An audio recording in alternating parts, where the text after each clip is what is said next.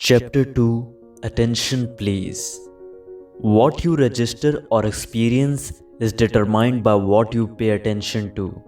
Only the things we pay attention to seem real to us, whereas whatever we ignore, no matter how important it may be, seems to fade into insignificance. If you go to a shop looking for red shoes to match your red dress, your gaze will stop only at that color and you will not notice other shoes, no matter how stylish they are. What is attention? Look around the room you are in. Observe all the white things in the room. It may be the paint on the wall, the clothes, the curtains, the fan, the switchboards, the furniture, etc. How many white things did you notice? Now, without looking around again, can you recall the blue things in the same room? Look around again. You will notice that you missed many obvious blue things. Because your first task was to look for the white objects, you ignored the rest of the colors present around you. In spite of the visual stimulus, you did not allow it to register mentally. That's what attention does. It is like the beam of light from a torch in a dark room. You will be able to see only certain things in that light. The others remain invisible. Therefore, here is how we could define attention. Attention is the capacity to focus on one element or thing while ignoring all others.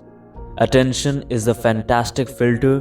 What kind of information goes in and gets registered in our brain depends on what our attention allows in. And who regulates this filter? You. You are the master of your attention. You control your attention. Attention versus concentration. Breathing and sleeping are the only activities that humans do without explicitly learning. Everything else is learned by paying attention to what is being taught. Attention and concentration are two terms that are used interchangeably when we talk about learning but are actually different. If paying attention to something is, as discussed earlier, like a beam of light from a torch in the dark, then your choosing which object to throw light on is the act of focusing. Staying with that chosen object for a long time without getting distracted is concentration. Concentration has to be directed only on one task, otherwise, it will not have the desired result. It is inherently an act of exclusion. Concentration is thus the ability to pay selective attention to something while ignoring other things. It is the ability to control one's attention. We cannot concentrate on an object or an activity unless we pay selective attention to it. For example, a person trying to understand a mathematical concept needs to concentrate on it entirely. Otherwise, they will not be able to apply the concept correctly to the questions. Why is paying attention important? What we pay attention to and what we ignore shapes our moment by moment experience. Attention and learning.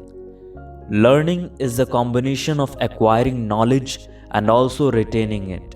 You will be able to remember something only if it gets converted into a network of neural connections inside your brain.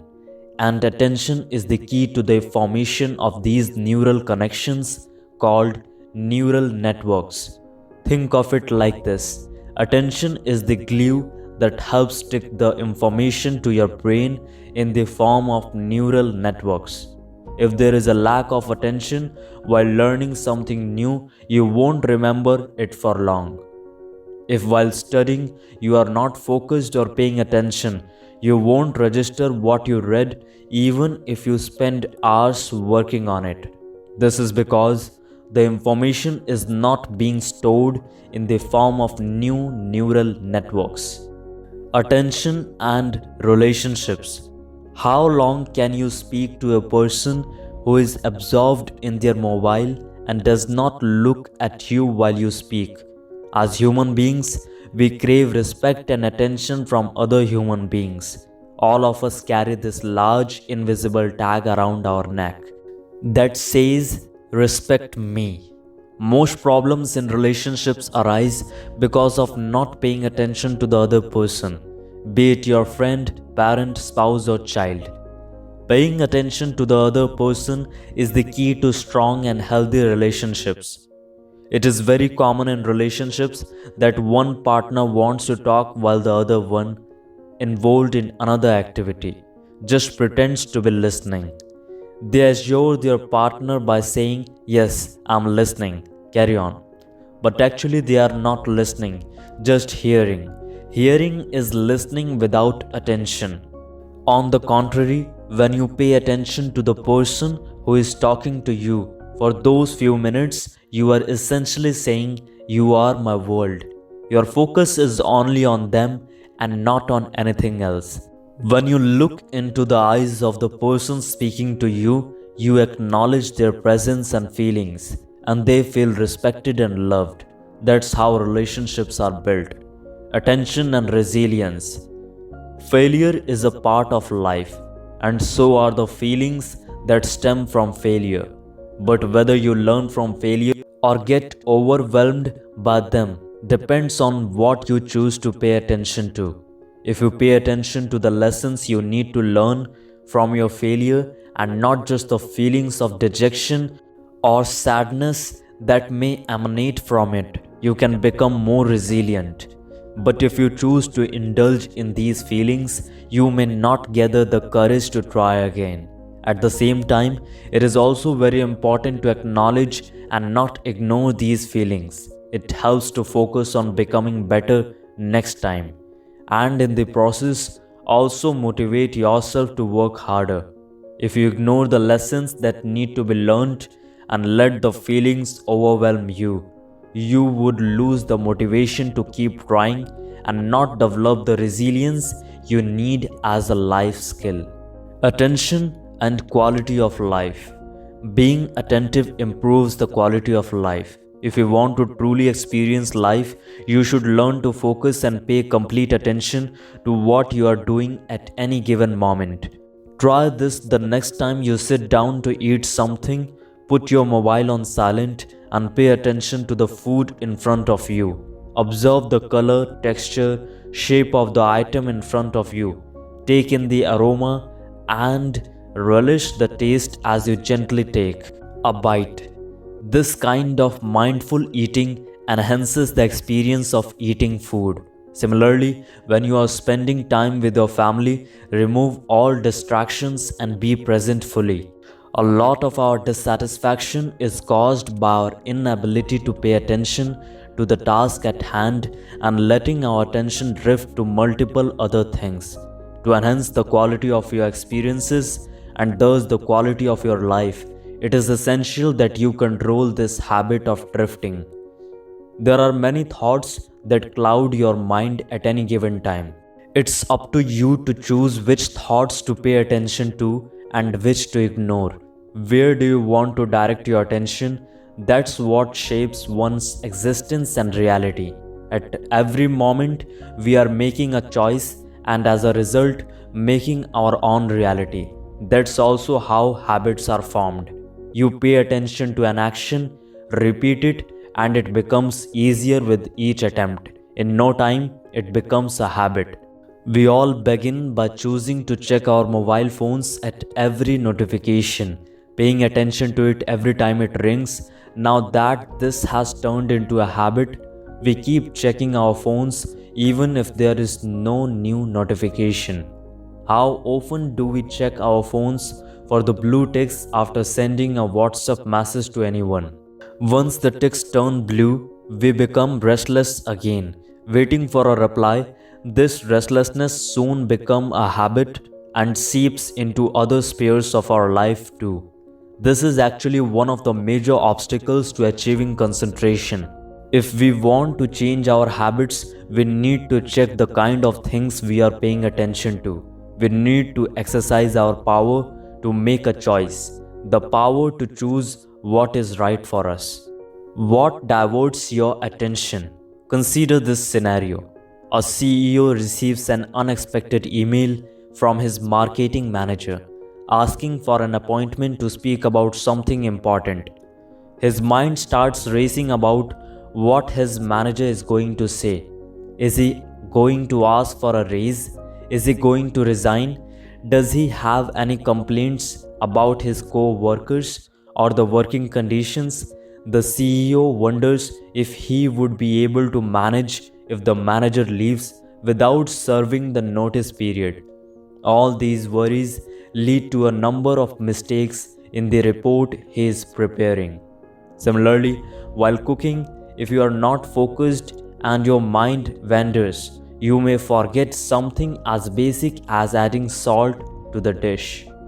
There are many factors that take your attention away from a task at hand, thus leading to mistakes. These factors can be external or internal stimuli.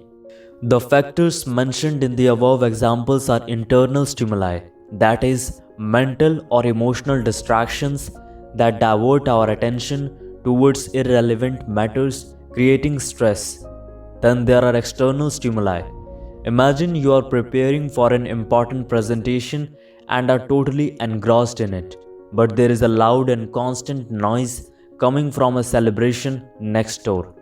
You immediately get distracted and upset and lose focus on the presentation. If your phone rings while you are driving, you immediately take your eyes off the road to see who is calling. These are external stimuli, that is, external factors that demand our immediate attention. Letting external stimuli take over our attention can lead to serious consequences. In the above cases, giving a bad presentation at work and an accident, respectively. Now, imagine a student sitting in a classroom taking keen interest in what is being taught by the teacher. His attention is suddenly diverted by the chirping of a little bird sitting on the window. The bird reminds him of the bird print shirt that he wore to a party last night. These thoughts take him miles away from the topic being discussed in the class. Do not slice your attention. When you rapidly switch your focus from one thing to the next, you are simply slicing your attention. Think of a situation where you are listening to a podcast or reading a book like this one. Suddenly, you get a text message and immediately start reading it.